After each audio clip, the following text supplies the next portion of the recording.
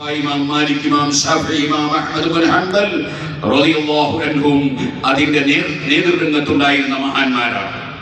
ആ മഹാന്മാര് എങ്ങനെയാണോ ഖുർആൻ മനസ്സിലാക്കിയത്, എങ്ങനെയാണോ നിയമങ്ങൾ പഠിപ്പിച്ചത്, എങ്ങനെയാണോ വിശ്വാസ കാര്യങ്ങൾ വിവരിച്ചത്, എങ്ങനെയാണോ ഓരോ കാര്യങ്ങളും വിവരിച്ചു തന്നത്, അങ്ങനെ മനസ്സിലാക്കുമ്പോഴാണ് നാം ഖുർആൻ മനസ്സിലാക്കി വരാകുന്നത്.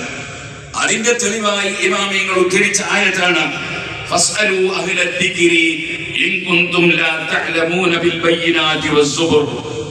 തെളിവുകൾ ഗ്രഹിക്കാൻ കഴിയാത്ത നിങ്ങൾ പണ്ഡിതന്മാരെ അവലംബിച്ച് ജീവിക്കണം.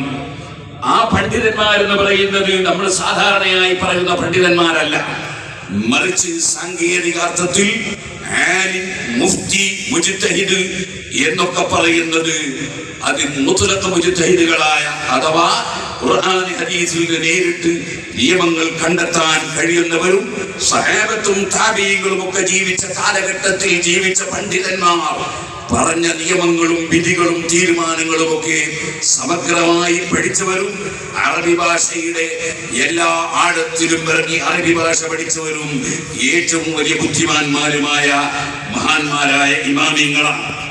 ഇമാം ഷാഫിഈ